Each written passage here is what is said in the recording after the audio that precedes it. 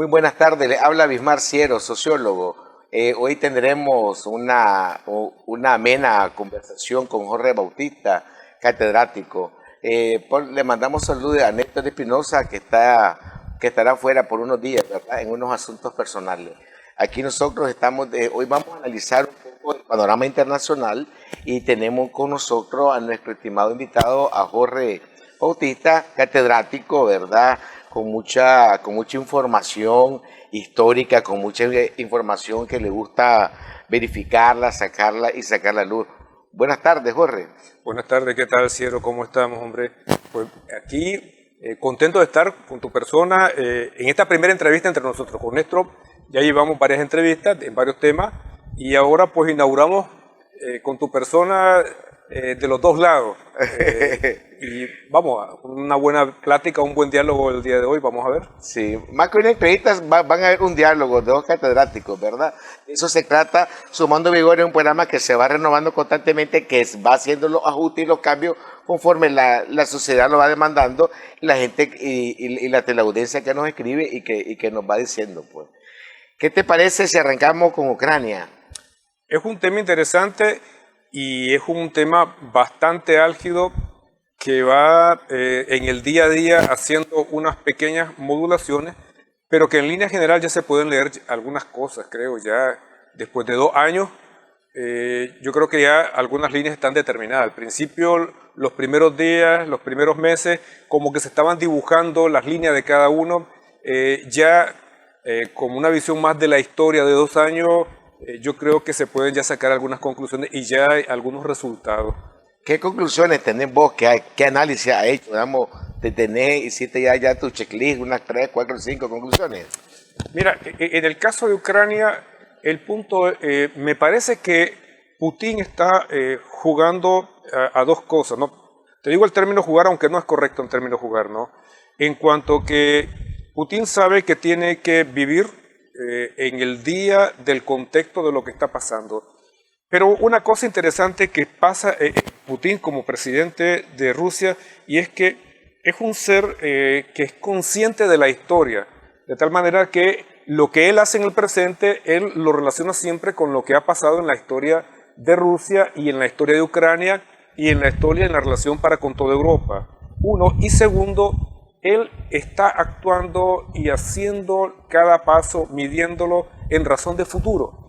Porque él constantemente, y hace poco, no hace mucho, dio una declaración donde decía, con el tiempo, podrá pasar mucho tiempo, pero Rusia volverá a estar cerca de Ucrania y Ucrania estará otra vez cerca de Rusia, pero lastimosamente hay heridas bastante fuertes. Y entonces cada movimiento que hace Putin lo hace en razón de la historia, que quede escrito que Rusia intentó, que quede escrito que Rusia hizo el convenio de Minsk, que quede escrito que Rusia propuso siempre una alternativa diferente, que quede escrito que Rusia no quiso humillar a Ucrania, que siempre dejó la agenda abierta. Y como te digo, el caso de Minsk, a las dos semanas más o menos que se había comenzado la guerra en Ucrania, que se había comenzado el conflicto militar, porque recordemos que en el caso de Ucrania, la realidad es que comenzó desde 2014, desde ahí comenzó, va para allá, ¿no?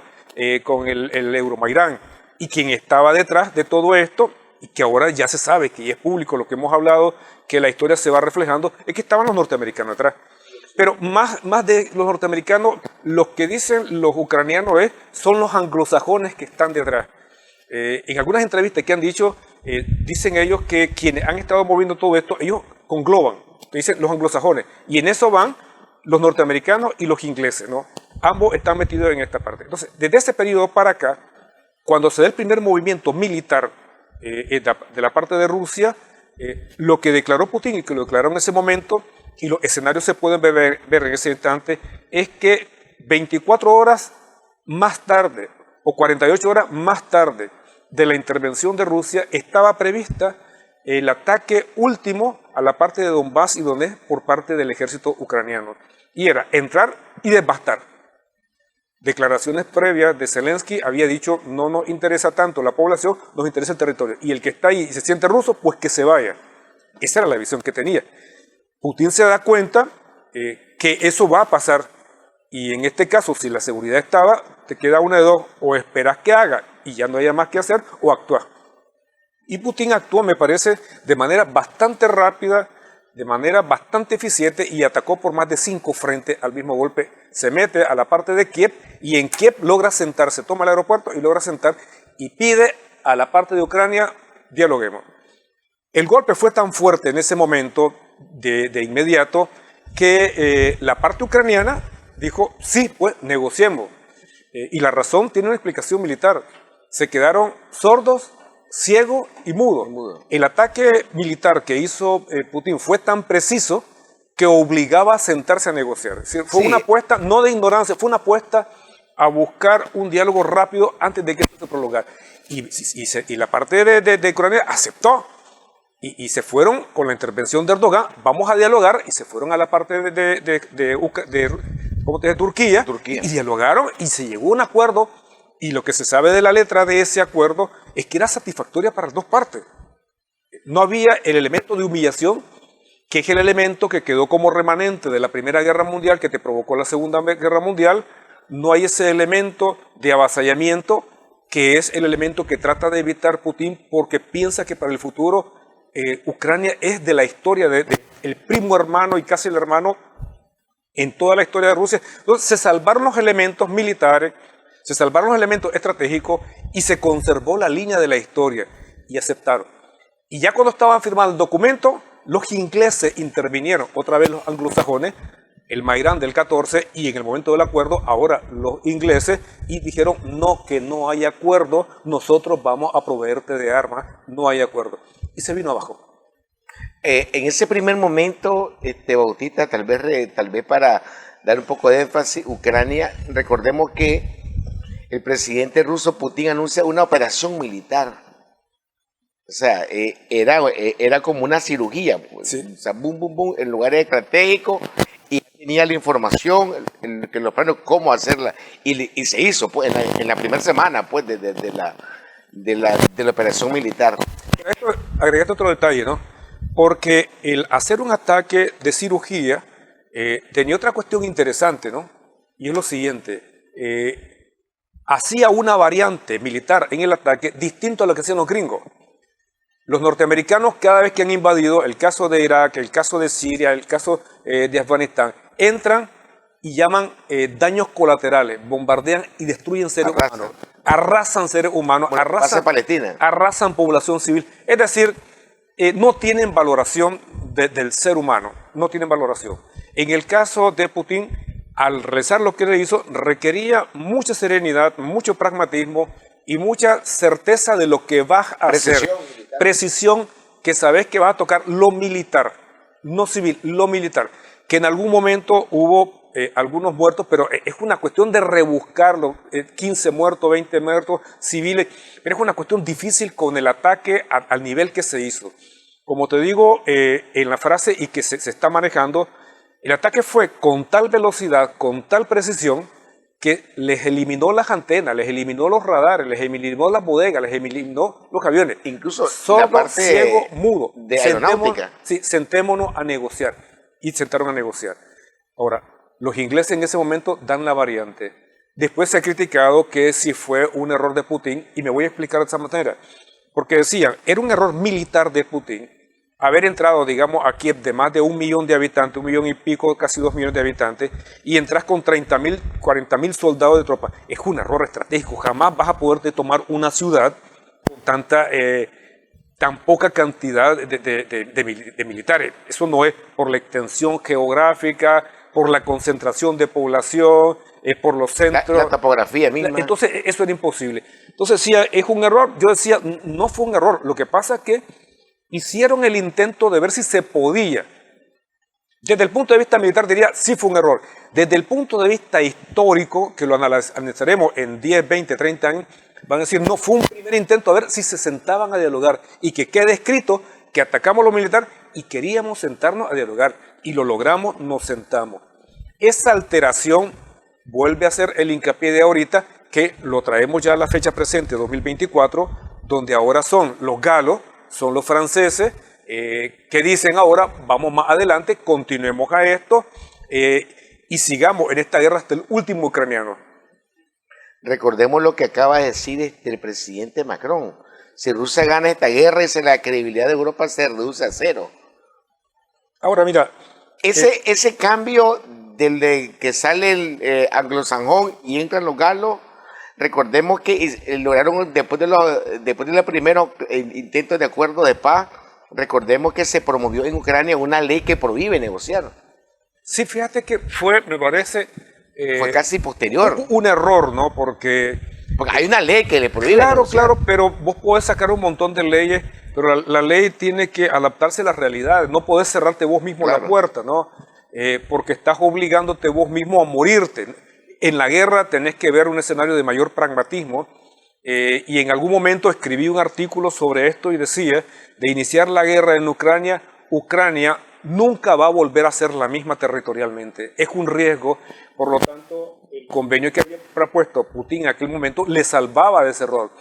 Si continuaban la guerra, y lo saqué en otro artículo, si esa guerra continúa, tiene que saber ya Ucrania, por cuestiones de historia, por cuestiones militares y por cuestión de resultados de ambos países, que ya Ucrania en su geografía va a disminuir. Claro. Porque ya... hay un tercio, ¿no? Ahorita. Sí, en el caso de Rusia va a tomar sobre todo el habla de parlante ruso. Se lo va a tomar y lo va a agarrar. Pero mira, vámonos ahorita. Te dejo presente el dato y te repito que tanto en el Maidán como en el MIS, quienes estuvieron presentes fueron los anglosajones detrás moviendo las cosas, ¿no? Y ahorita en la declaración de Macron, uno se puede imaginar varios escenarios. Lo primero, que sea un intento velado de ver qué opina la población y un líder saca la noticia a ver cómo reacciona el escenario, a ver si están preparados. Obviamente no hubo una respuesta positiva, ni siquiera a lo interno, y entiendo que hubo una encuesta a lo interno y más del 75% de la población francesa dice, esto no es una locura, ¿qué vas a hacer? ¿Ve? Si vamos allá nos van a dar de palo.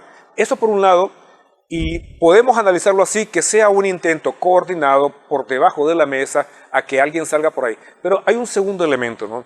Y es que Macron, como un punto en paralelo, quiere protagonismo, quiere ser el líder de Europa, quiere salir adelante. Hagamos una pausa ahí para que hablemos esa parte sobre eso que Macron quiere ser como el chavalo de la película, como el que quiere salir al frente. Vamos a una pausa y continuamos.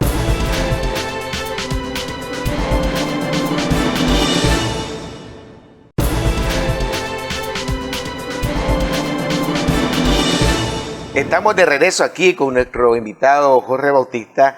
Quedamos, Jorge, viendo la parte del presidente francés, Macron, ¿verdad? Cómo él ha querido llevar protagonismo, incluso habla que si se pierde la guerra de Ucrania amenaza la seguridad de Europa. Incluso se atrevió a opinar sobre la candidatura de Donald Trump y de Biden en Estados Unidos. Pero ¿no será que él está tratando o responde a una agenda personal, o responde a una agenda de algún grupo, o será que está, como decías vos en el segmento anterior, está como probando algo, tendrá algo entre manos, o es una agenda meramente personal para su protagonismo? Pues mira, yo creo que tiene algo de cada una de las cosas que has dicho. Uno, problema personal, bueno, las tiene mal paradas en las encuestas internas. En el caso de Francia, las tiene mal paradas, ¿no? Y cada acción que ha hecho, el caso de los chalecos amarillos, nos vamos en la parte de atrás, le ha ido un poquito mal. Y cada vez que ha dado declaraciones sobre temas de guerra, le han ido un poquito mal, porque siempre le dicen, estás con problemas externos y no resolves los problemas de casa. En cuanto a si pertenece o no a un grupo, sí se sabe que pertenece a un grupo. Trabajó para la familia Rothschild, y fue un miembro de esa familia por tiempo y de ahí pasó a la presidencia. Por lo tanto, pertenece a eso y esos grupos tienen vínculos anglosajones. Tiene una agenda particular. Claro, entonces hay agenda particular, hay agenda con grupos, hay agenda de todo tipo, pero hace un triste papel porque no lo ves como una lista. Quien logró destacarse un poco más como una líder posible era Angela Merkel. Sin embargo, con las declaraciones que dio después Angela Merkel, cuando dijo que la firma de Minsk, ya cuando estaba retirada, realmente nunca se quiso cumplir. Entonces aquí el punto es el siguiente, ¿no? La actuación de Rusia, que es el cuestionamiento, ¿ha sido ingenua o no ha sido ingenua? Y lo que se ha respondido a esto es lo siguiente, ¿no? Que Putin ha dicho, nos engañaron en tal cosa, nos engañaron en tal cosa, pero sin embargo, yo creo más bien que de cara pública, Putin hace el análisis de lo que públicamente se ha hecho. Sin embargo, como que Rusia ya tiene noticia de todo porque ante todo ya ha estado preparado y ha actuado rápidamente. El ejemplo del desarrollo de la tecnología en las armas, el ejemplo del movimiento de las tropas, el ejemplo del funcionamiento de las empresas, eso ya iba en avanzada. Eso nos pasa como aquella famosa frase del Che en América Latina: del imperialismo no se puede confiar ni un poquito. Y habiendo sido como en efecto fue de la KGB Putin, yo creo que ya estaba curado en salud. No confiaba de nada y dio los movimientos correctos. Pero otro detalle, calculó bien Occidente lo que iba a hacer. Yo creo que Occidente estaba trabajando con una mentalidad antigua, con prejuicios antiguos, y conforme eso valoró a Rusia. Y no se dio cuenta que ya hay un cambio de tiempo, hay un cambio de época, que hay al frente un líder que tiene un pensamiento diferente, que pasó y sobrevivió el trauma de la caída de la Unión Soviética, que repasó toda la estrategia de ese momento y simplemente de esa lección aprendió e hizo la variante. Recuerdo una declaración de Putin que lo sacó hace poco, porque al fin y al cabo Putin se ha convertido casi en un pedagogo internacional y de la historia. Y decía, el problema referente a lo que estaba pasando en África es que Europa y Occidente no se acostumbran aún a la idea de dejar de ser imperio y dejar de tener colonias y dejar de mantener un nivel de vida, sino a base de las colonias. No se acostumbran todavía a eso. Al saqueo, a la no se quita la costumbre, la maña no se les quita. Y esto lo puedes ver con el caso de Venas Abiertas de Eduardo Galeano, que ya te explica esa forma de ser, pero es una forma de ser que ya entró en envejecimiento y entró prácticamente en una caducidad.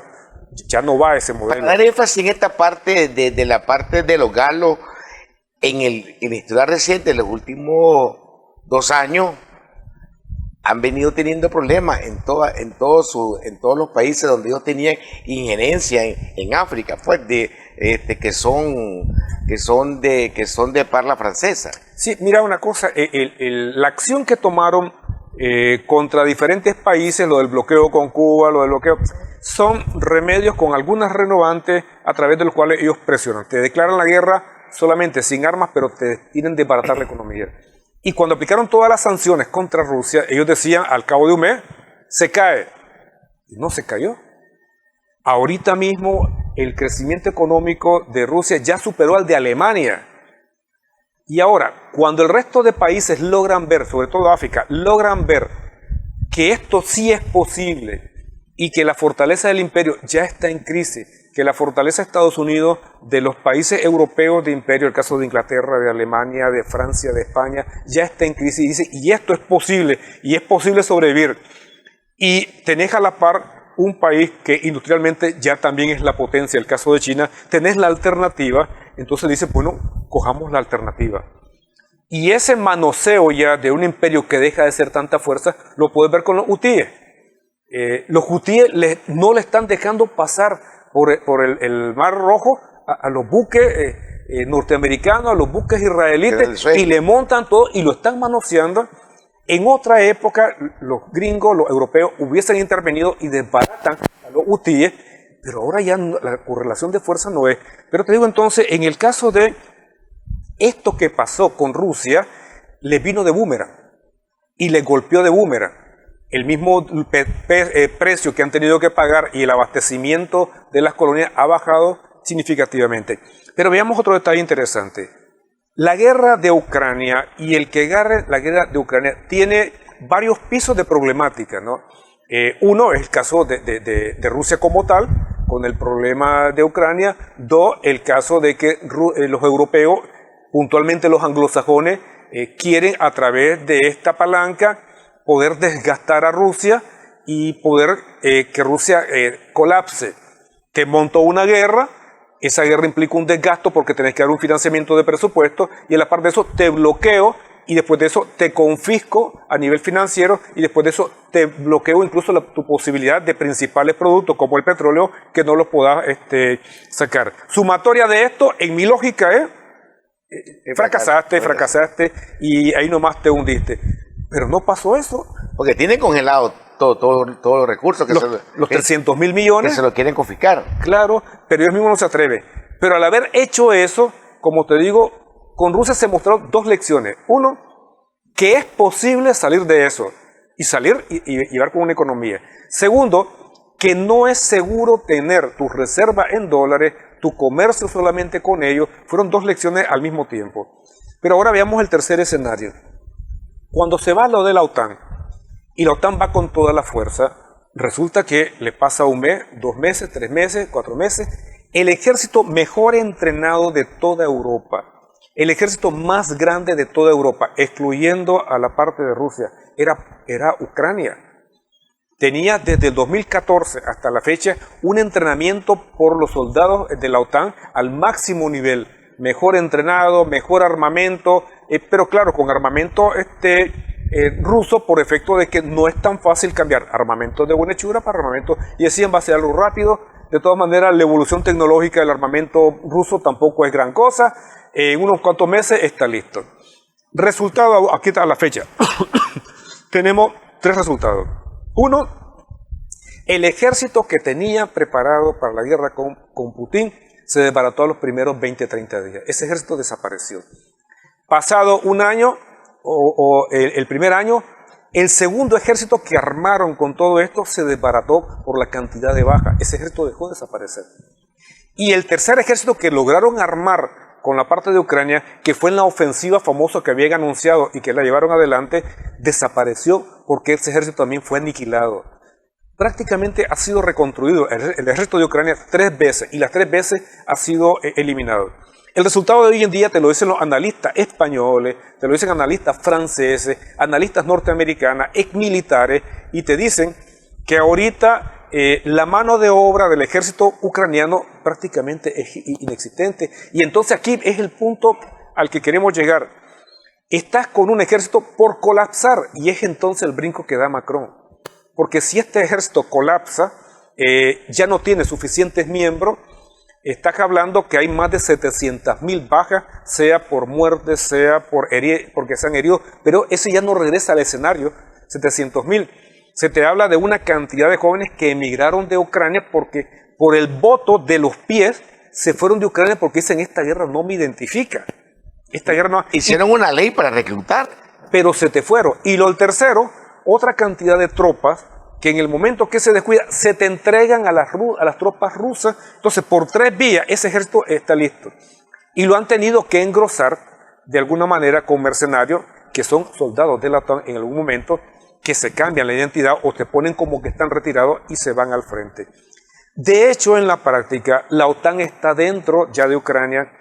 Lo que sí están como asesores, están como entrenadores, están en los equipos Aimar, porque el equipo Aimar no es un equipo al que vas a entrenar un mes, ya está, y poner a un oficial al frente. Eso no funciona así, pues. Claro. Y como tenés que ubicarlo ya, entonces estás mandando ya personal norteamericano, personal alemán, personal polaco, que va a utilizar. Y esos equipos, Rusia se los ha desbaratado con todos los soldados que va ahí. Hace como 4 días fue el último equipo.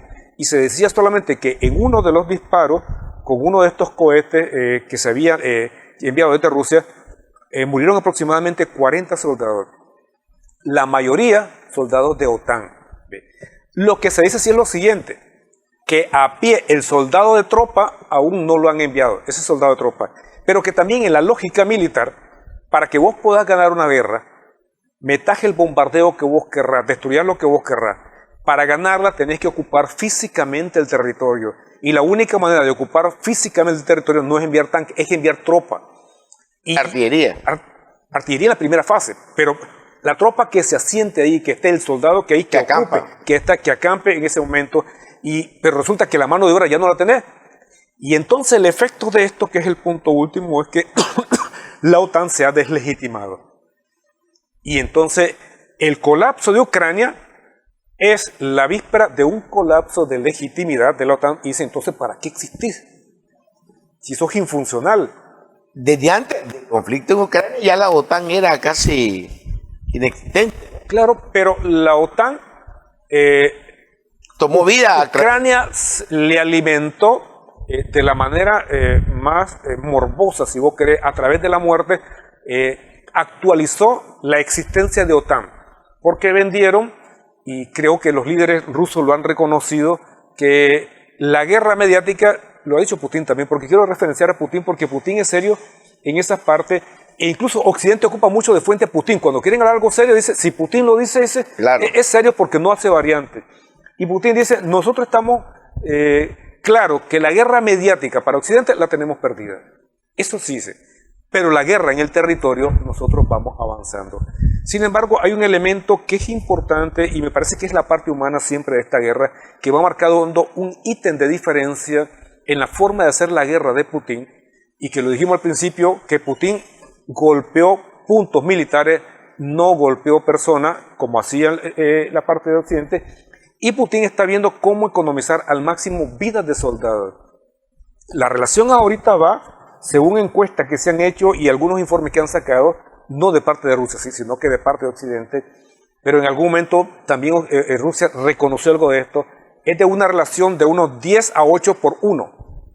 Es decir, por cada 10 soldados ucranianos, por cada 8 o 9 soldados ucranianos muertos o de baja, hay un ruso. Pero aunque sea uno, es una vida humana y es un joven, y entonces por eso decía Putin, esto no tiene que seguir.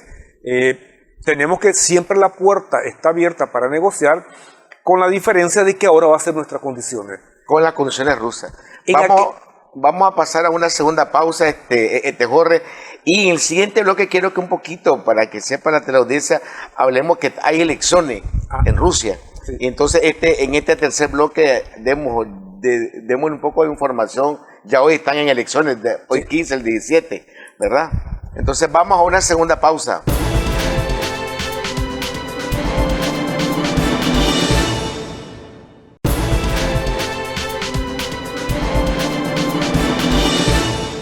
A propósito que estamos hablando del presidente Vladimir Putin, ¿verdad? Hay elecciones desde hoy 15 de marzo hasta el domingo 17 de marzo. Son las octavas elecciones presidenciales que tiene la Federación Rusa y tienen una particularidad muy importante estas elecciones. Recordemos que por primera vez van a votar los rusos eslavos que están en la parte del Donbass. Primero hubo un acuerdo, que se anexaron, luego eligieron a sus autoridades y hoy participan en sus primeras elecciones dentro de la Federación Rusa.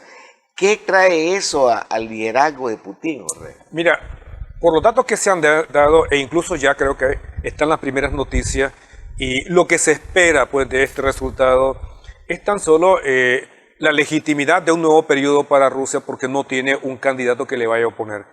Pero esto tiene que ver mucho, cuando vemos el tema de Rusia, yo creo que hay que entender la historia de Rusia, ¿no?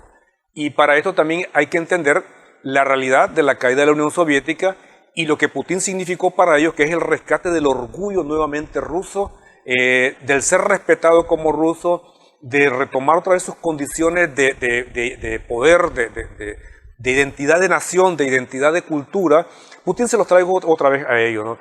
Y en el caso de la historia de Rusia, lo que se ha visto es que ellos valoran mucho un liderazgo fuerte. El problema es que a veces nosotros cuestionamos, criticamos la forma de actuar de Rusia de acuerdo a lo que pasa en América Latina, de acuerdo... No, la historia de ellos es de esa manera, como la historia de China es la forma de ser. Igualmente ellos van por la figura de la persona fuerte, el mandarín, es un poco así. Al punto que a Putin a veces se le ha dicho el zar Putin, en remembranza por aquello, y porque cada vez que toma una decisión fuerte y se mantiene, dice, sí, eso es lo correcto y lo que se va a llevar. Pero fíjate otra cosa y lo siguiente, ¿no? No creo que haya sobresalto mayor, tal vez puede ser un porcentaje de variante, pero lo que se espera es la confirmación de Putin. Pero anexemos otro detalle más a esto, y es que se va a anunciar en los próximos días las elecciones en la India. Y estamos hablando de dos países, porque las de China ya se dieron, de dos países que son parte del BRIC. Y estamos en esta cuestión del problema de Ucrania, de un traslape que no se acostumbra a Estados Unidos a que ya no es el imperio. Que hay un mundo multipolar. El mismo director de la CIA, que estuvo de embajador en Rusia por un tiempo, de una declaración, un informe donde dice, ya nosotros no somos el imperio de antes, ya nosotros no estamos sobresaliendo. Entonces, y el que te está sobresaliendo acá es el BRICS. ¿Ve? Y lo que dijo Arabia que iba a ir a la convocatoria. Ahora mira, el caso del BRIC, en el que está Rusia, y como te digo, el caso de Ucrania, en vez de golpear a Rusia, lo fortaleció y le viene de regreso a la parte de Occidente. Acá te decía, estamos hablando con un lenguaje antiguo. Ellos creyeron que ocupando las mismas medidas contra Rusia iba a funcionar. Las medidas que ocuparon ya están envejecidas, son vetustas, ¿no? Uno. Y segundo, ellos aplicaron la lógica política que, como en la Guerra Fría, a través del prolongado hostigamiento, Rusia, la Unión Soviética quebró. Entonces ahora, si yo aplico el prolongado hostigamiento, Rusia en la misma lógica va a caer. Entonces, presiones caduca, lógica de análisis caduco, que es una lógica de análisis de Segunda Guerra Mundial. Me parece que en el caso de Rusia ha estado haciendo más un análisis ya de futuro de Tercera Guerra Mundial para adelante. Y es un análisis más avanzado y por esa razón le ha salido más adelante a las consecuencias de esta parte. Entonces, en estas elecciones de la India tampoco se ve mayor variante, porque en la oposición de la India tampoco alguien supera al presidente que está ahorita, no le tiene mayor, y en el caso de Rusia tampoco le supera. China está confirmada con Xi Jinping, y en esta situación significa que el BRICS sale fortalecido después de las elecciones de Rusia y después de las elecciones de la India, que van a dar la fecha en estos días. Pero todas van a ser, el caso de Rusia, que ya está, y la India es este año, y es en esta parte del primer semestre. Entonces creo que eso es importante. En las elecciones rusas se cree que se va a votar cerca del 80% de la población. Se cree que Putin va a andar cerca del 80%. En la elección anterior tuvo el 73%. Se cree, según las encuestas y análisis, que van a dar entre el 78 y el 80%. Recordemos que toda la parte del Donbass representa 5 millones de votantes. ¿Cómo ve esa parte de esa gente del Donbass que va a ser que ahora participan de elecciones de la Federación Rusa? Conectemos esto con el ataque que hicieron hace unos días, ¿no? Todavía antier y ayer estuvieron atacando ciertas centrales que no se puede, Ucrania no lo puede hacer si no es con la colaboración de GPS, de inteligencia, y esa solamente se la puede dar Occidente. Lo único que tiene la tecnología como para poder ubicar los lugares y poder enviar drones con esa capacidad tecnológica, estamos hablando de Alemania, Inglaterra, Francia, Estados Unidos. Solo estos países tienen esa tecnología, y no es una tecnología ucraniana, ni es de cualquier país. Y es una forma de ver cómo inciden en las elecciones, y te da el detalle, pues, que realmente para ellos es importante que Putin no logre ganar. Cuando la parte de Donbass, Donetsk, Lugansk y Zaporizhia hacen estas elecciones y van ahora a las votaciones, lo que se puede entender es una profundización de la unión que tiene ahora estos lugares que ya están anexados, que ya ellos mismos pidieron voluntariamente la anexión a la Duma, y que ahora se integran en el cuerpo electoral dentro de la Federación Rusa para decir quién va a ser mi candidato. Es una cuestión interesante. Sumemos ahora el siguiente detalle.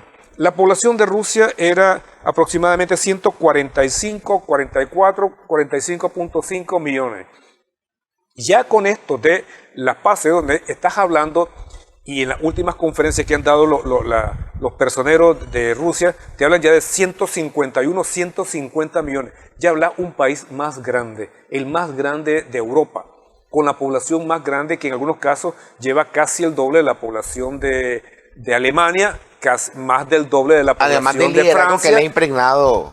Claro, ya tiene más peso y es una parte industrial. Y el caso de Azov, el mar de Azov, ya pasa a ser un mar interno de Rusia. Entonces esto tiene una significación en el peso demográfico, en el peso industrial, en el peso político, en el peso de la geopolítica, etcétera, etcétera. Ahora, es interesante ahora, a la par de esto, que hablemos de otro tema, ¿no? Te digo, el tema de las elecciones lo considero que vamos a ver solamente el dato, reforzando lo que vos decís, 80%, 81%, vamos a ver el dato. Pero otra cosa que se plantea en esta dinámica de la evolución de la OTAN, que ya está delegitimada, mandaron tecnología de última generación, los Challenger quemados, los Leopard quemados, los Abrams quemados, y la tecnología aparecen cuando iban a hacer de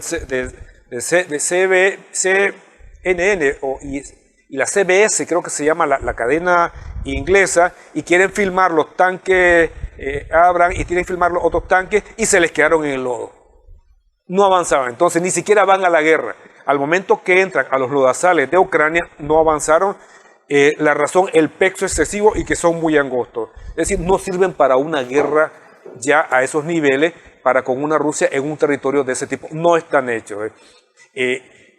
¿Qué significa esto? La peor propaganda, la tecnología de la OTAN. No están listos para esto.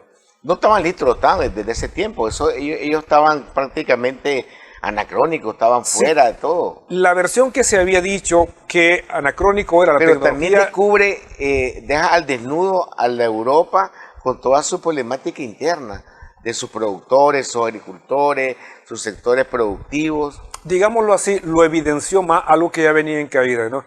Y por eso también se apuesta que ellos están distrayendo esta parte, dándole mayor desarrollo a la parte industrial del armamento. Pero otro detalle interesante, ¿no?, que a veces uno se cuestiona en esta parte. ¿Cómo un continente tan culto se deja pasar al término de vagón de la locomotora? ¿Cómo un continente como Europa, donde en su historia han existido aproximadamente 13 imperios, el imperio inglés, el imperio español, el imperio austrohúngaro, todos estos imperios que han habido, y al final pasas a ser la cola de vagón de una excolonia que se convirtió a la postre en otro imperio, que son los norteamericanos, en un momento de decadencia. Y no solamente... ¿No es que es sobrevalorada que la Europa? Pues mira... En el siglo XXI. Yo siempre he tenido mi teoría, que es sobrevalorada. Quedó al descubierto todo lo de su tecnología, pues quedó al descubierto un montón de llagas que tienen. Aquella visión que se había analizado y que se decía, la forma de actuar de Europa, que vino desde la parte romana de ser imperio y aquellas guerras de unidad y de ser grande, que siempre alguien quiso ser imperio, Carlomagno quiso ser imperio, queriendo retomar la tradición romana de aquel momento, se terminó con Hitler. ¿Sí? Después de Hitler, ya la Unión Europea prefirió ya hacer la Comunidad Económica Europea, iban por otros sesgos. Pero este hecho de una unión de colaboración, de participación por la que aparentemente iba creciendo Europa, a Estados Unidos no le convenía, porque hay algo que ha temido en toda la formación de imperio de Estados Unidos, y es que el acercamiento excesivo entre Alemania y Rusia. Un acercamiento entre Rusia y Alemania... Hay una dependencia total casi, claro, en cuanto a la guerra de la energía, pues del petróleo, y entonces, el gasoducto que fue dañado y todo eso. Tenés que al máximo dinamitar esta relación, ¿no? Y el problema es, lo logró, pero ¿cómo los alemanes no se dan cuenta de que estás haciéndole el volado? Y no solamente eso, si regresas a la historia, la Primera Guerra Mundial, Europa. La Segunda Guerra Mundial, Europa. Y esto que se pinta ya como el inicio de una Tercera Guerra Mundial, porque en toda la evidencia es un inicio de manera más lenta, pero cumple algunos elementos, si vos querés, sintomáticos de la primera, sintomáticos de la segunda, y que va cumpliéndose con mayor gradualidad en una tercera. Y ahora siempre lo impulsa de alguna manera los norteamericanos, y caes en la trampa. Caes en la trampa. Sí. Pues mira, es una ingenuidad que es como para sentarse casi enfermizo, ¿no? ¿Cómo no va a tener capacidad de verlo? Y uso ese término que la Europa ha sido sobrevalorada en el último tiempo. Pues mira, eso es lo que parece, y que siempre requerí al papá que te esté viendo y que sabes que vas a la guillotina y la estás viendo adelante, y sabes que en un caso de bombas nucleares va a caer para allá y que te va a caer y que te va a desbaratar, y continúas en la misma línea. Pues oye, ¿qué te pasa como Europa? ¿Dónde está tu conocimiento? Pues algo así, ¿dónde está tu experiencia de la Primera y la Segunda Guerra Mundial? ¿Dónde está ese elemento de síntesis como para poder negociarlo? No está. Te quiero dar otro detalle. El caso de Estados Unidos te apunta mucho al factor miedo, al factor temor. Pero los analistas militares te dicen lo siguiente: que Rusia te invada y te conquiste Europa es un hecho casi imposible en la lógica militar, en la lógica de capacidad, aunque puedas tener toda la voluntad, y en la lógica de que puedas triunfar. Me explico. Tenés una Rusia que tiene más de 17 millones de kilómetros cuadrados, una cosa que tiene de todo, que te pega de mar casi a mar, te agarra del Pacífico y te logra pegar con el Mar Negro y te logra pegar con el mar y te pega el otro, no rojo no, con el báltico te pega a aquel lado y te agarra toda la parte de los polos. Tiene territorio más que suficiente. Pero ahora vamos al otro factor, el factor demográfico. Solo tiene 150 millones de habitantes. Aunque tenga más que cualquier país europeo, no tiene la capacidad de suficientes soldados como para poder invadir y mantenerse en una invasión a una Europa. No tiene lógica, pues. Te digo militarmente. Ni creo que sea la lógica, tampoco que esté pensando en Putin y todo esto. No, pues yo recuerdo unas declaraciones que daban algunos de los líderes rusos y decían, conquistar más territorio, ¿para qué? ¿Para qué si lo que más tenés es ellos lanzaban la pregunta, ¿pero para qué? Conquistar recursos naturales, ¿para qué? Si están abundantes. Conquistar petróleo, pero si lo tenemos acá. Y en ese montón de lógica decía y entonces dar tus soldados para aquel lado. Pero a mí no me interesa que mueran mis soldados porque de hecho hay una crisis poblacional de juventud en la parte de Rusia que es más evidente aún en la misma Alemania. Por darte un detalle, ¿no? En la Alemania tenían 180.000, 150.000, 60.000 soldados y le está costando llegar a 200.000 soldados porque nadie quiere ser soldado y porque casi no hay jóvenes en Alemania. Sí, y vos lo querés enviar a una guerra. En el caso de España, el crecimiento de población va al 1.8, cuando el que tenés que mantener para sobrevivir es el 2.5. Y ya van en 1.8, es decir, van en decadencia. Pensando esa parte vamos a abordar esa parte que tiene que ver con la parte migratoria. Hacemos una nueva pausa en Sumando Vigores y estamos aquí con Jorge Bautista.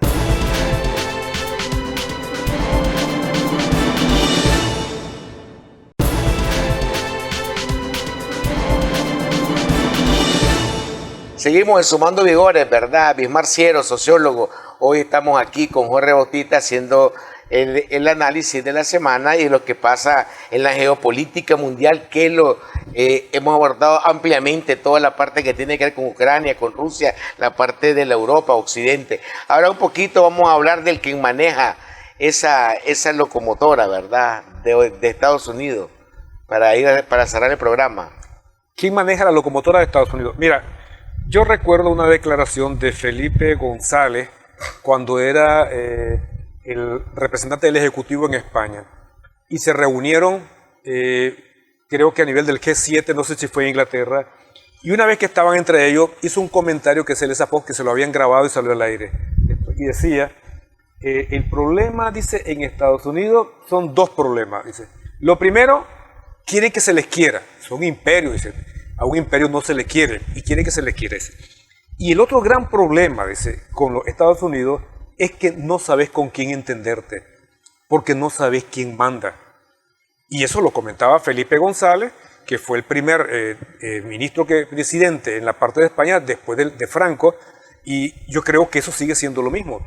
Vos te ves a Biden y Biden no calza ya las decisiones, no calza ya las ideas, y la gran pregunta es la siguiente: ¿cómo ante un país que sigue siendo, ya en menoscabo, pero sigue siendo una potencia de primer orden, ahorita mal administrada si vos querés, pero sigue siendo una potencia militar, sigue siendo una potencia económica, te repito, de mil orden, y te repito nuevamente, mal administrada, pero sigue siendo esa potencia, ¿no?, de tener la mayor cantidad de empresas transnacionales, los mayores bancos, una de las tecnologías de punta en todos los órdenes, y tenés todo eso, y tenés escasez de líderes, y a quien ponés ya tiene el problema del mal de Alzheimer, porque eso es evidente y ni lo podés ocultar.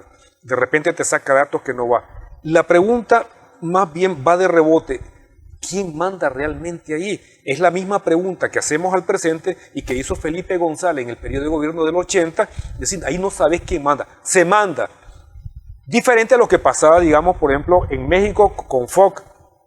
Cuando estaba Fox, hubo un momento que Fox tuvo un problema, estaba el presidente de México, se enferma, entra a sala de operaciones. Y en México no hay vicepresidente. Entonces sale la noticia, tenemos problemas, no tenemos presidente y el presidente está en el quirófano. ¿Qué significa? Vamos con timón automático. Ahí vamos, conforme las leyes, ahí vamos.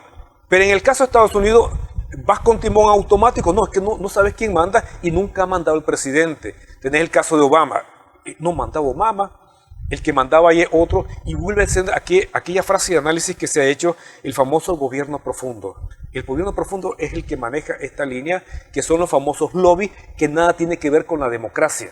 La democracia tan llamada a todo momento, que los que mandan realmente, y están legitimados, que los lobbies pueden hacer su cabildeo dentro del Congreso, un Congreso que es elegido por la población norteamericana bajo la votación, pero que en realidad le hacen caso a los lobbies. Lobby de farmacia, lobby de armamento, lobby de la banca, son los lobbies los que están manejando, que ya te cuestiona la misma democracia.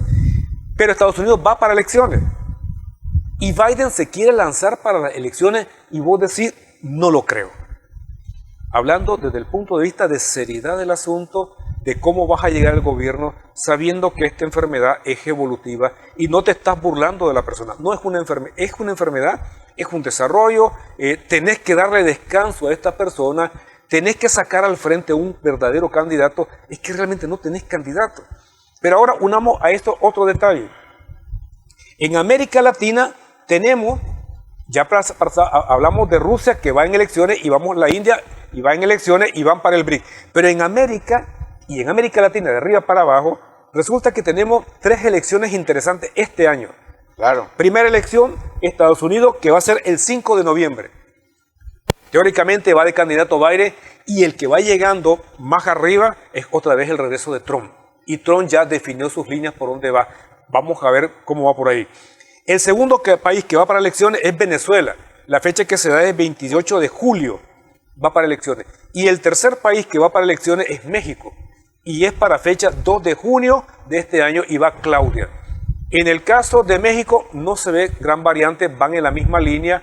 La diferencia es que tenemos en Claudia una persona académicamente más preparada, pero no políticamente más preparada y más astuto que López Obrador. López Obrador ya pasó por la universidad, si vos querés, de la experiencia histórica, y es un luchador que cae y es resiliente, aprende la lección y va para adelante. Si no, te lo demuestra cuando perdieron en la parte de la presidencia por tercera vez y al final logra llegar a la presidencia y está ahí. Entonces, en el caso de México, influye mucho en América Latina como líder. El caso de Venezuela, que va para esa fecha, que va a legitimar nuevamente, y el papel preponderante que tiene Venezuela, nuestra relación con Venezuela como país, y el caso de Estados Unidos, que dentro de todo lo que hemos hablado, la India no habrá mayor variante, Rusia no habrá mayor variante, el caso de México, alguna pequeña variante, pero va por la misma línea de Morena, el caso de Venezuela va por la misma línea de partido, hay una elección también en Uruguay. La mayor inestabilidad que se logra analizar es Estados Unidos. La mayor, qué decirte, dudas que está despertando este asunto para ver por dónde se mueve, con el problema siempre de rezago del gobierno profundo, es si va o no Trump al frente, que entonces regresamos a otro camino. El caso de Biden representa al casino de Wall Street y el caso de Trump representa al casino de Las Vegas, que es como el capital nacionalista norteamericano, y el otro es el capital globalista. Entonces, en Estados Unidos veremos cuál de los dos es que va a ganar y quién va a llevarse la partida en este nuevo escenario. Obviamente, dependiendo de lo uno, habrá algunas variantes. No me atrevo a decir cuál es variante, pero pueden haber algunas variantes, como un efecto en el periodo de Trump, que Trump regresa en este momento con un poco más de experiencia de un primer gobierno, con un poco más de experiencia de que le robaron, porque francamente le robaron las segundas elecciones, y lo tenemos ahí. A ver qué pasa. ¿Vos crees que, ya hablando aquí en la parte nuestra, en nuestro patio, América, hay un tema que me gustaría tocar de los estados fallidos, como el problema en Ecuador, el mismo El Salvador, con que ganó Bukele, tiene un estado de sitio, tiene a gente en las cárceles, se ha propuesto de ponerse como El Salvador, como el Superman, el que va a ir a auxiliar a Haití. Mira, yo te daría una diferencia porque tengo en eso dos lecturas. Alguna puede haber una homologación entre lo que es Bukele y Ecuador, pero me parece que hay que salvar las diferencias. Bukele es un líder, me guste o no me guste, es un líder La forma que llegó la podés cuestionar, cómo llegó a la presidencia, pero la verdad es que es un líder en esa parte, uno. Y lo segundo, la verdad es que Bukele resolvió el problema más acuciante en la parte de El Salvador, y en la víspera que él dio las medidas que dio en ese momento, había el día anterior, había dado el dato de 87, 88 muertos en un solo día, de tal manera que no cabían ahí lecciones tibias, tenías que porque ya estaba increciendo la cantidad de muertos por día, y ahí era una medida, como dicen los médicos, emergenciólogo, ni modo, salva el cuerpo, que el cuerpo se está muriendo, y después que lo salva, pues tomar las medidas ya de más tranquilidad, de más pasividad, pero tenés que salvarlo. Tomó medidas drásticas. Bueno, la pregunta es, entonces, ¿qué otras medidas recomendás cuando el cuerpo está de esa manera? Ahora, ya en el gobierno y con estas medidas, ahora el punto es lo siguiente: no te quedes en eso, porque la economía te está fallando. Y es lo que le están reclamando a Bukele. Ya bien, estabilizaste, va bien, pero hoy ahora atender la segunda tarea, la economía. Me voy al caso de Ecuador. Mira, en el caso de Ecuador, la lectura que tengo es más de reserva. ¿Por qué razón? Recordate, o bien no recordate, siempre saco a alusión el caso de Alfredo Jalife, el analista mexicano. Mataron al presidente, al candidato a la presidencia. Bueno, pero mira lo siguiente, ¿no? Te dice Alfredo Jalife como analista, y que los que escuchan, pues sería bueno que lo siguieran Alfredo Jalife, y te dicen, en el caso de narcotráfico, en el caso de las pandillas, etcétera, son realmente ejércitos o son, si querés vos, cuerpos armados creados por los Estados Unidos para crearte inestabilidad. Porque el papel de la DEA con todos estos organismos es evidente y ha salido en muchos casos que ellos mismos lo organizan. Y si vos estás en la inestabilidad, nunca podés asentarte como gobierno porque está distraído a lo interno. Y como está distraído a lo interno, entonces tu inestabilidad como Estado es siempre permanente y siempre depende de mí. Y no te vas a recuperar de ahí, siempre estás sometido. Pero extrañamente, en el caso de Ecuador, que es mi duda, una duda razonable, se da el golpe que intentaron dar las pandillas. Tenían capacidad para montar o no, pero se aventaron y lo comenzaron a hacer. Y viene aquel y quiere hacer las veces de Bukele, repetirlo, pero en una situación fantasmagórica que no obedecía la misma lógica. Sí, hay crimen organizado, había crimen muerto. Ni tenía el mismo liderazgo de Bukele, pero él quiere repetir a Bukele en su país. Pero véate lo siguiente, él reprime, entra y se pone como héroe. Y él asume la tarea, reprime a toda esta persona, los lleva a los cuerpos, comienza a tomar las medidas, y días después entra el comando norteamericano. Entonces dice, oye, esto no me parece, aquí hay otra cosa. Claro. Yo necesitaba legalizar, legitimar que entrara el ejército norteamericano para estar cerca del Perú, estar cerca de Bolivia, y ya es una nueva forma de colonialismo, si querés verlo, ante un avance de China y todo lo. Entonces yo lo veo en reglón separado. Esto de Ecuador me parece sospechosamente muy bien armado por la entrada de los gringos a última hora. Y no solamente eso, ya hay entrenamiento, ya hay autorización de que entren tropas, y las pandillas se han ido calmando, pero para mantenerse de repente matan a un líder, y yo como que tengo mis dudas, te cuento, ¿no? Y una duda razonable, ¿qué es lo que está pasando en Ecuador? Y te pongo un segundo dato, inmediatamente de esto y todo lo demás se siente líder y cede el armamento para Ucrania. Oye, tanta benevolencia y tanta coincidencia, y va para Ucrania. Yo lo he visto más bien como un peón pues, siguiendo una agenda. Pues lo estás viendo Unidos. Y ese es el papel que está asumiendo, ¿no? De tal manera que este señor no es un Bukele, no lo es. No lo es. Pero claro. Es una forma de huella mal repetida y mal armada, un muñeco de plastilina que se quiere hacer y que con cuidado lo quieran repetir en el resto de países latinoamericanos. Ahora, pero podés montar esto tal como están las circunstancias hoy en día en América Latina, lo veo un poquito complicado, un poquito forzado, lo están intentando, ¿no? Y la comandante Richardson, que se anda moviendo, ya lo había anunciado, y de repente que quiere entrar cerca de Venezuela, nuevamente el mismo problema de Europa con Ucrania. Quieren repetir acciones con argumentos y con instrumentos de acción. Que están usando pero ya son obsoletos y son nuevas realidades. Sí. Gracias, Jorge. Se nos venció el tiempo. Bueno, que dejamos pendiente para la audiencia el Estado fallido de Haití para el próximo programa. Gracias por estar ahí en sintonía con nosotros. Le damos gracias a Jorge Bautista. Gracias por invitarnos, por estarnos acá. Ojalá pues que esto vaya para bien a los que están escuchando y que pues den sus comentarios para ver esto, porque siempre aportan, siempre hay datos que se nos faltan, siempre hay elementos que interesa escuchar otros puntos de vista, en tanto que es una guerra, tiene muchas aristas y muchas complejidades. Lo que hemos analizado acá es en una sola línea, en tanto que somos dos personas, pero esto a veces admite una cantidad más de personas más. Vaya, investigue, cuestione lo que hemos dicho aquí para que usted tenga mayor amplitud de todo lo que hablamos de la geopolítica y el desarrollo. Gracias por estar en sintonía con nosotros y nos vemos en la próxima Sumando Vigores.